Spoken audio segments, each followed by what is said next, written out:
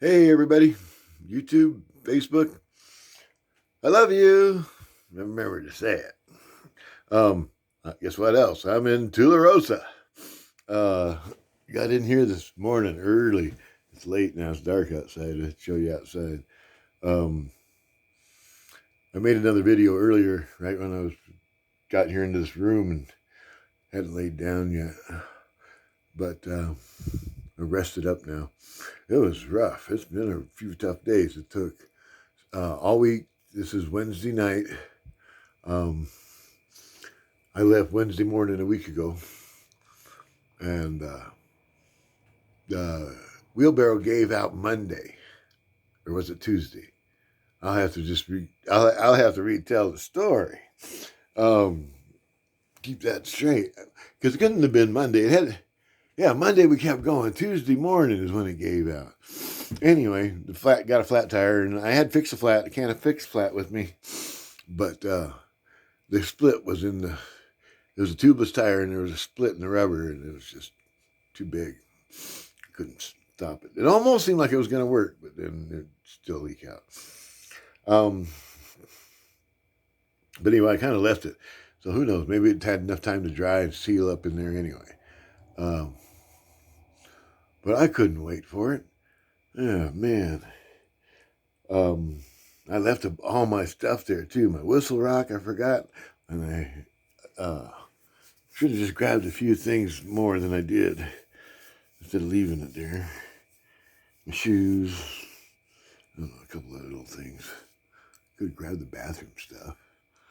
But anyway, I left that both sleeping bags, bunch of food, the clothes.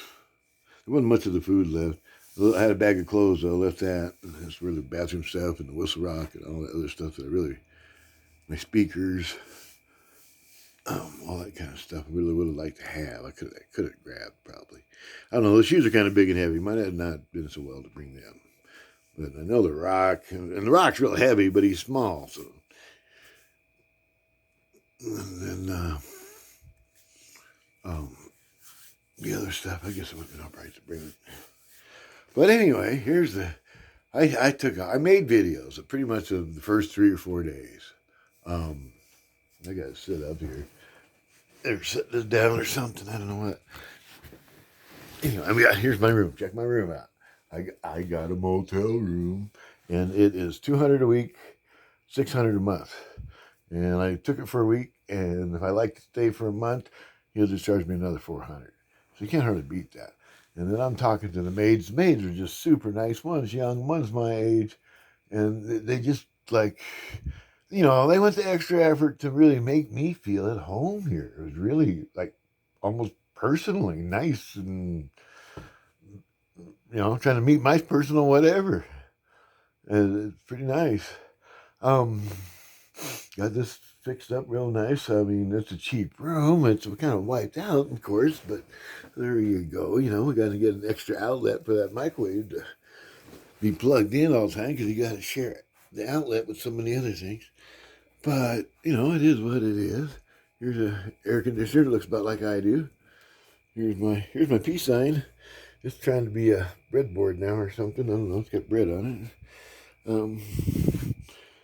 So yeah, here's me, the new me.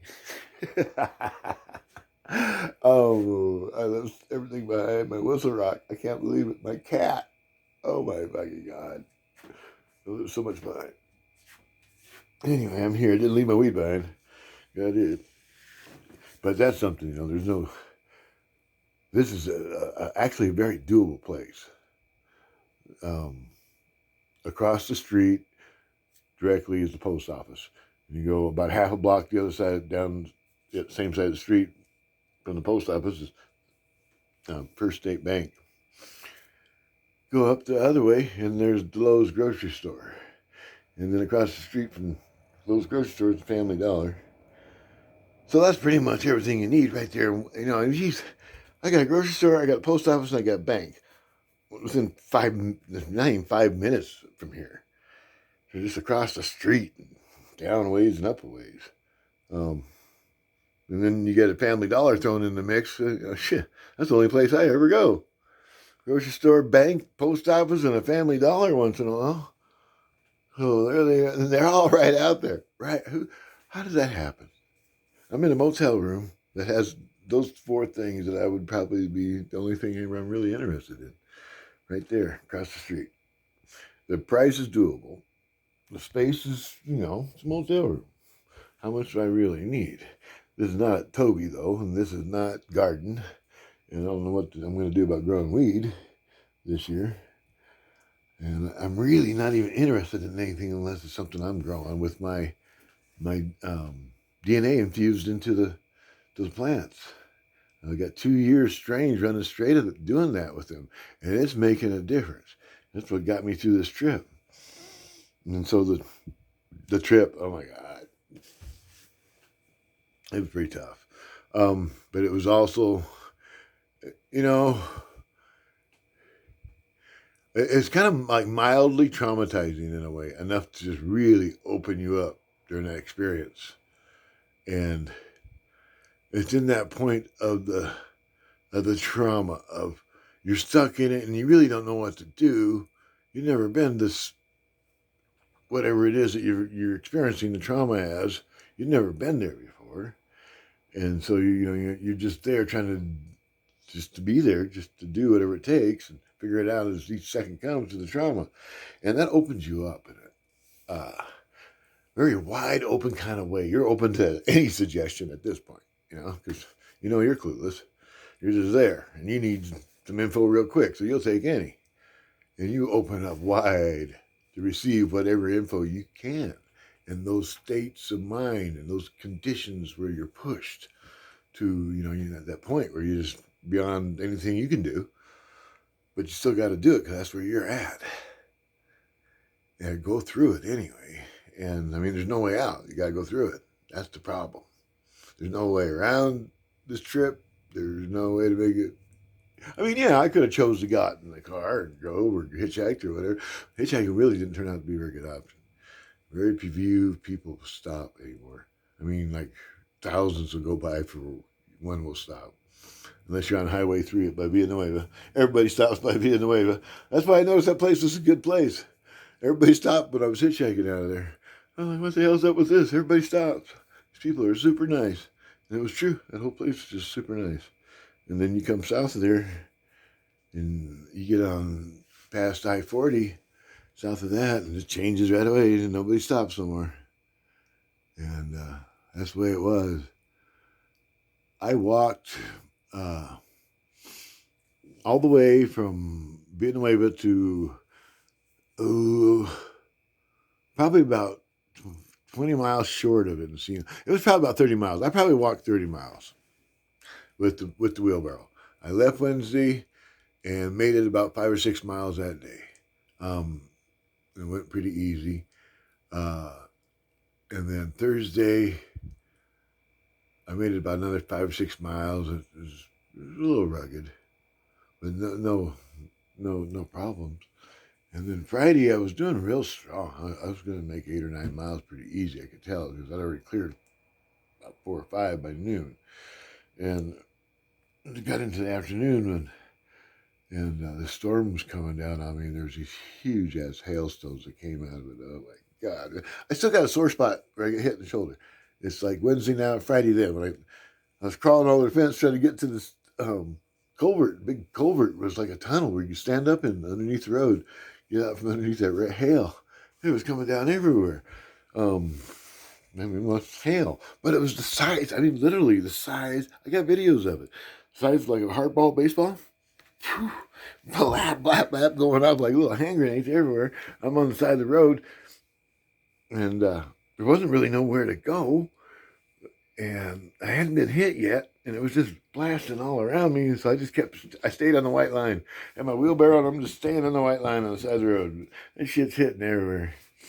And then all of a sudden I got blasted in the back of the head. And it rang my bell. I was like, whoa. And so far, all the ones that I'd seen hit the road had all been like kind of a little bit slushy. When they hit the road, they just break up in a billion small pieces. But they were really actually pretty hard. And when I got hit in the head, though, the next piece I seen hit the road was like a triangular shape of solid, clear ice. And it didn't break when it hit the road. It just went skidding down the road. I went, oh shit, dude, you gotta get inside. And I was like, there was no inside. What are you doing? And all of a sudden I remember there was that culvert. I just walked past it and I turned around and ran for it. And sure enough, I get down in there and got out just in time. They were just blasting, man. Right when I was crawling over that fence, though, one more got me right here in the shoulder. And it felt like I got shot, man. I was like, damn, you knocked me right off that fence. Oh, right when I was crawling over. So anyway, Friday was a big hailstorm, and I ran out of water earlier that day, Friday. As I was using the hail for water, got through Friday night. Saturday was a big fiasco trying to go get water over at a store that was nearby where I was at when I got down towards I-40 Friday night. I made a camp. And Saturday morning, everything was kind of wet, so I hung it to dry. Made a run for Klein's Corners, go get some water and bring it back to camp. And that didn't work out. There's another big story behind that. I think I told in another video. I got a whole bunch of videos coming up to that point. And then Sunday, I rested. It was a cloudy, cold day, and I decided I would just rest. And so Sunday I rested. Monday I took back off. Got another good, 10 miles out of that day. And was kind of getting caught up to where I should be after those first 2 days kind of being short. And it was cold, though. Those last 3 days had all been rainy and cold. That ground was cold. I didn't even want to lay on it that night, on Monday night. I got kind of just frustrated, kept going in the dark, didn't even make camp. And then finally I just got too tired to keep going, so I threw the sleeping bags down on the ground on top of the tarp instead of putting the tarp up over me, and just slept that way. And then the next morning I got up and got going. I had a flat tire in the wheelbarrow. And I had changed the loads. I had put more onto the wheelbarrow out of my pack. And I made my pack lighter. And there were things that I was normally keeping pretty close to me in the pack that were now on the wheelbarrow. And that was fine as long as we were together. And that's why I had them on my pack in case we ever got separated, so I wouldn't leave them. But anyway, it got left. I put some of those things in that clothes bag. And there was the bathroom stuff. And anyway, I can't remember all the shoes. They were always on the wheelbarrow, though. Can't remember what. But anyway, I put the tarp over that stuff, wrapped it up, put the wheelbarrow on top of the tarp, and stashed it the best I could behind a tree. Not very good, though. And then just made a run for it for here. I didn't have no groceries or no sleeping bag or no nothing no more. Just what I had in my backpack and a few clothes and that kind of stuff. Trusty backpack. Anyway, ouch.